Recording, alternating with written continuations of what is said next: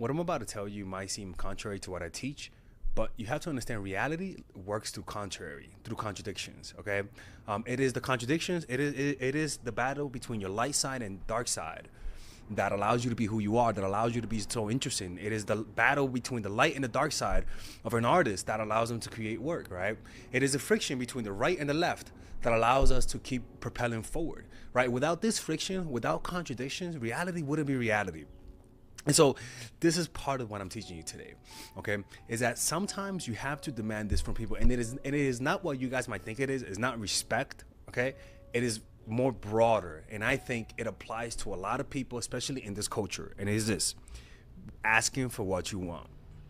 All right, ladies and gentlemen, too many people today want intimacy. Too many people today want a genuine relationship, but because everyone else around them is telling them to be more independent, to not need people, to not need a man, to not need a woman, to go off on your own, it creates people then say, okay, in order to be happy, I have to be completely independent. I don't have to need someone. And so these people then go out of their ways to do this, and they end up with having needs that are not unmet. And the reason why is this: I had a conflict with this friend of mine. Not this friend of mine. I think that there's this girl that most likely does like me, but I don't know, to be honest with you. She gets pretty mad at me a lot, and it's not intentional. Anyways, she was supposed to go. She invited me to go hiking, and God knows I do not like hiking. What the fuck? Like, what's up with these white people inviting me to hike? I just don't understand this shit, man. And I just I wasn't responding to her on time because I didn't know how to tell her no. I was like, I don't want to go hiking. Like, leave that shit to fucking Bob, the fucking expat, you know? And I didn't respond, and she messaged me today. She was like, yeah, you know what? I don't want to be your friend, man. You just ignore my messages a lot. I'm like, oh shit, right? And a part of, it's funny, a part of me wanted to get offended by that, right? I'm like, yo, you don't even know me to be telling me that. I was like, you don't even know me. Like, why are you demanding this much of me? But then a part of me realized, I was like, wait a minute. That's why people don't want to be honest, because then they get gaslit. Because the truth is, she is right. I should be responding on time. It is disrespectful, right? It was because of her birthday, right? It is disrespectful, right? And I just didn't respond for too long. I took my time to respond, right? And she told me that she doesn't like that, and if this is how you're gonna be, then I don't want to be your friend. And then I'm like, okay, look, man, I apologize. I was like, look, I'm sorry. I didn't mean to be an asshole. I just don't like hiking, and I kind of didn't know how to tell you that. She didn't respond, right? But it taught me something. Sometimes from her end, she might think what she's doing is, a lot of people think what she's doing is needy, right? Especially if you really like someone, you might be afraid to do this because you might think you're overstepping the boundaries. What you are doing when you do this is that you're seeing how good this person is with conflict. First of all, are they humble enough? Even though it might be too soon, how humble am I to at least recognize that she has a point and not cut off the friendship? A lot of us are so afraid to ask for what we want because we think we're going to look needy. And I tell you, don't do that. Let me tell you why. And I'm going to go about it from an emotional point of view and then a generational point of view. From the book, The Fourth Turning. It's a really good book. It talks about that. People fear being direct about what they want because it could potentially scare off people. Especially if you meet people online. That's where a lot of you guys are meeting people. Especially younger people. Older people are meeting people through normal settings a little bit more. But usually people under 40 nowadays are doing online dating. And because of that, they know that other people have so many more matches that they don't want to scare off their potential matches. And so everyone is under that illusion that everyone else is getting a lot of matches. And you have to go a little, you have to be careful because when you're online, people just unmatch you for anything. So then it creates this illusion that that's how dating is. That if you actually meet someone in real life, face to face, that's not online, that they're actually going to be that way. No, it's actually not the truth. When most people are getting a lot of options, people become dispensable. That's just the truth. And because of that, social media then promotes and curates this type of mentality. idealized versions of relationship where everyone is independent, where you're able to walk away from the relationship and not feel hurt, where you're able to be completely independent and not need someone, and people even take pride in that. It leads people to feel insecure or hesitant about expressing that maybe you want more. That maybe I don't like the fact that you take too long to respond. Maybe I don't like the fact that you're always late on our meetups, even though we're friends. The fact that I don't like the fact that you forgot that we were supposed to meet up, right? Why? Because you are afraid to look vulnerable, right? You're afraid to look needy because people could gaslight you. That's the problem. Is that when you ask what you want, a lot of fucking assholes will gaslight you and say, "Oh, look at you being needy. Oh, look at you," right? And this is where I come in, people. If you have, because it is true. Sometimes we do ask things and they come across as needy, and that's because maybe there's something in your face, in your nonverbal cues, that's communicating the neediness. And let me tell you what you guys can do. You guys can book a call with me with Father Alex, and where I could show you, and maybe and you describe to me your problem, and I could literally fix it on the spot. Give you a strategy on how to fix it so that you don't have to repeat that behavior. Sometimes there's a lot of videos that I post, and sometimes it could be overwhelming because there's so much information. But if you work with me one-on-one, you'll be able to know exactly what to do on the exact situation, and you don't have to really think too much about it. You just have to make sure to do exactly what I do. All right. So yeah, click on the description down below. There I have 15, 30, 1-hour sessions. And there you guys can book a call with me today, tomorrow. It doesn't matter. I am a very flexible person. Okay. So do that, or else they're gonna dump you. All right. I'm kidding. Seriously, they may dump you. So they're afraid to ask and be vulnerable. And that's a lot of people, man. A lot of people. And then you have people who, what I want you to do is to change your perspective. Do not see demanding respect, demanding a relationship, asking for what you want. Do not see that as needy. Just don't. Because what it does is that it saves you time. And you might say, wow, but I did that and it turned them off. It turned them off because they weren't that person for you.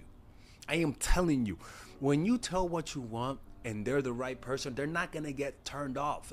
They may think it might be a little needy. I'm telling you, they might think that. But without a shadow of a doubt, if you're willing to walk away and you do this, you're going to seem like confident. And it's a type of confidence that's an open, emotional openness type of confidence. Not the type of confidence where you hide with distance and space. No, the type of confidence that you say, hey, look, this is what I want. I'm looking at you in the eye. You might think this is needed, but this is what I'm looking for. Are you looking for that? Or, hey, you know what? This is what I want. I want you to be a little bit more in time. Hey, man, I like you, but you respond too slow. Can you please do that a little bit? Now, look, with friends, if they take a long time to respond, that's fine. As long as they don't cancel the meetups last minute, as long as they go to the meetups, I don't care if a friend takes a long time to respond, right? We're not crackheads with each other, right? With lovers, though, I'm looking at the emotional component. This is a compulsion, motherfucker. And if you have no compulsion to text me, that says me everything. My friend has no compulsion to text me. There's no testosterone inspiring my friend's text messages. I hope there isn't. But with a lover, hell yeah, there's a lot of dopamine in there. So yeah, you should expect more emotions from people who you're dating. So you should demand that. Don't be afraid to say, hey, I like being held this much. Hey, I like when people respond to me at this amount of time. As long as you're around, first of all, you got to a lot of people make the mistakes where they're so isolated, where they have no reference of what's a healthy relationship, that they have unrealistic expectations. Get off of online, first of all. Touch grass and meet people. When you get around people, you start to, especially people who are not delusional, meaning like don't just be friends with people your age, because you might be a young person and you might have those dumbass young person standards. Or online, this is why when you're online, your standards are so high it's unrealistic. Like, people will literally unmatch you because you're 5'10" and not 5'11". In real life, does that really happen? I've never met a girl and said, yo, you know what, he's cute but he's 1 inch short. No, only online. So online, the more you stay there, the more unrealistic your expectations, and then you're gonna start projecting that. Then you're gonna sense other people's unrealistic expectations, and because you're so careful, you're gonna stop asking for what you want. You're gonna bend to the zeitgeist of the culture, which nowadays the zeitgeist is fear of commitment. That's the zeitgeist. People have a fear of commitment nowadays. One, they're too awkward Two, they don't know how to be around people physically because of just the society that we live in. It's so much easier to be alone, right? So the casual norm of dating, the normalization of casual dating and hookup can make serious commitment seem less appealing or necessary. And so the expression of it might make you look old school. The expression of it might make you look needy. But it's all how you say it, people. It's all how you say it. As long as you say this, as long as you express your desire with a willingness to walk away, it's gonna come across powerful, like a bomb.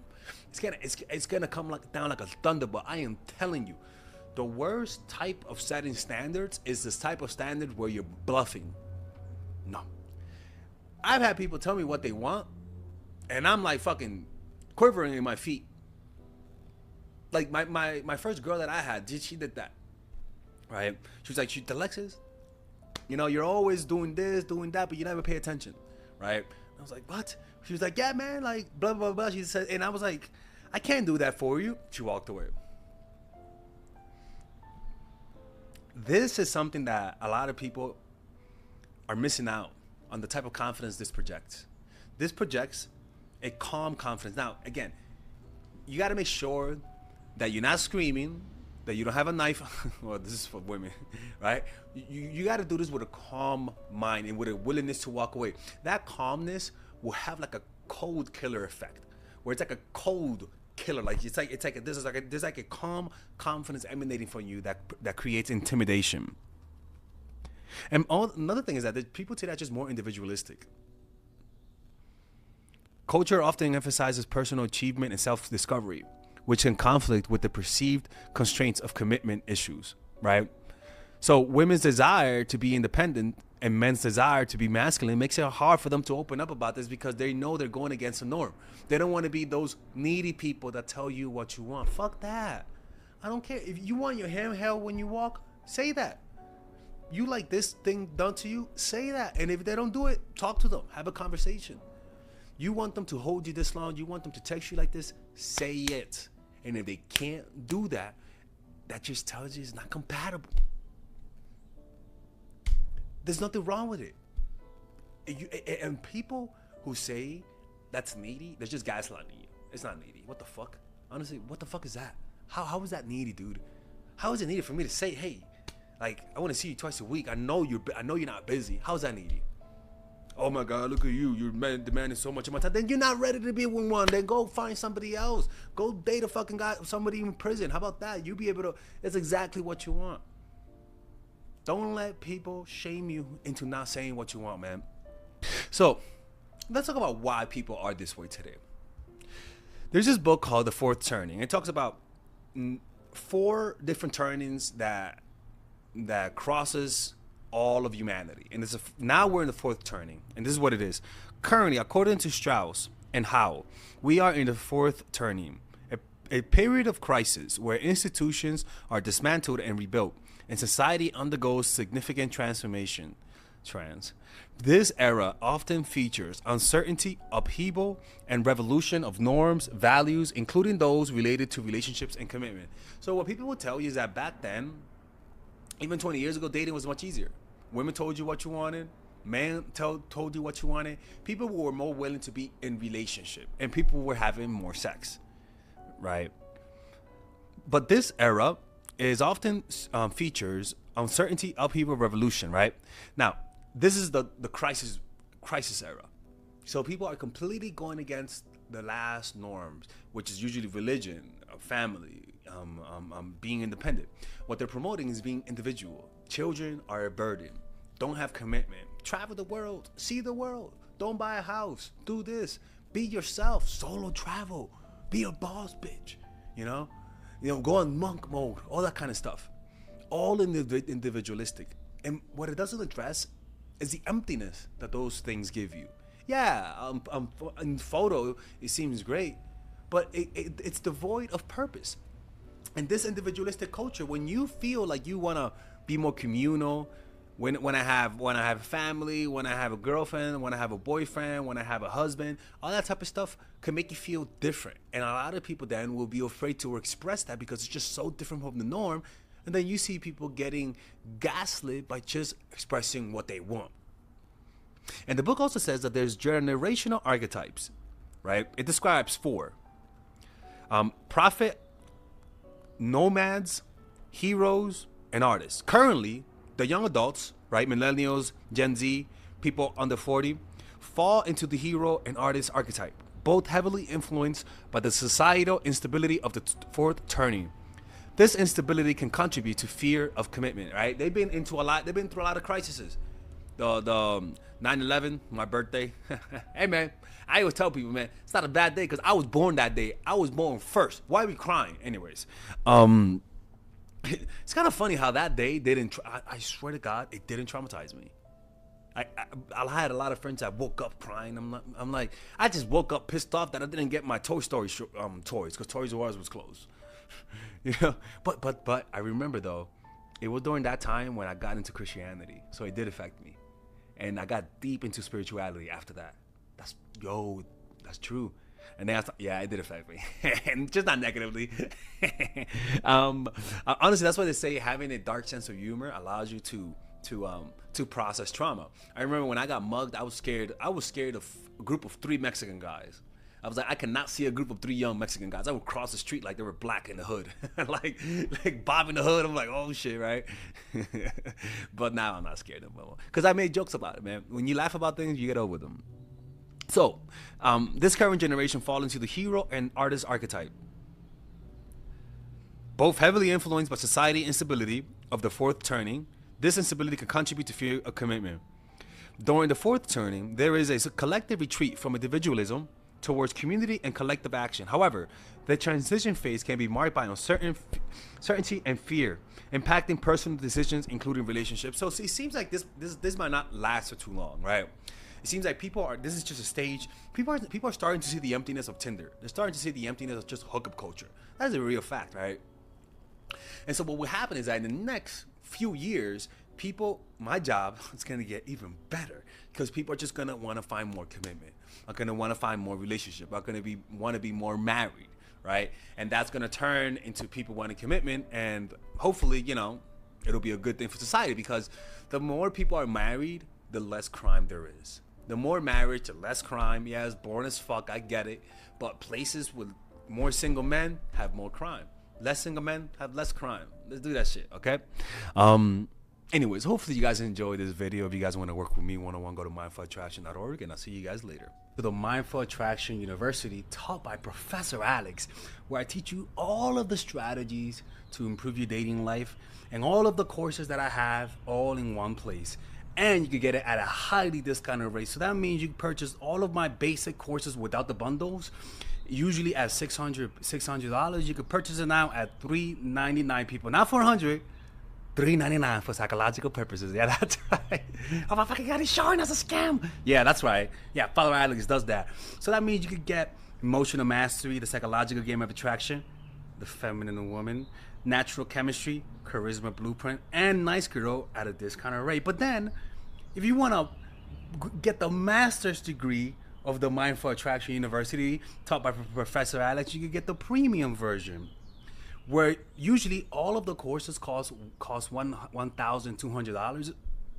Now you can purchase them all at $799 or 4 payments of $200. You guys can now also do like a payment plan. Feminine woman, emotional mastery, the whole shebang with all of the bonuses at one lower price, people. And with that, honestly, this is the type of thing that I know that if you guys get, it'll fix your dating life in ways you guys cannot imagine.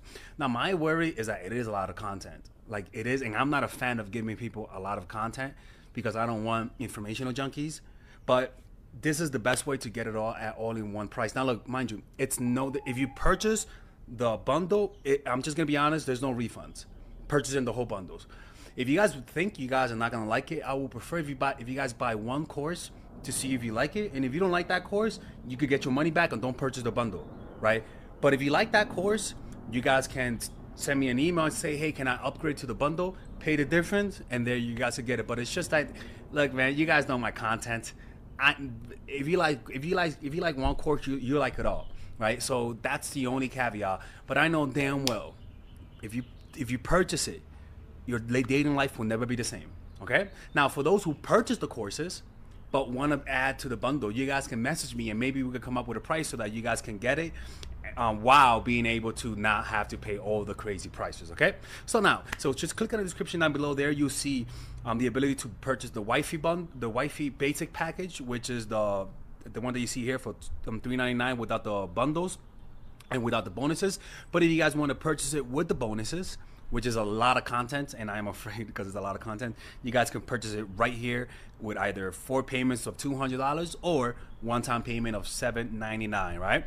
And yeah, and by the way, I made this design, you know, Father Radix is being inclusive here and stuff like that. Anyways, hopefully you guys enjoy this. Hopefully you guys can support the channel by purchasing those courses, and I'll see you guys inside. Bye-bye.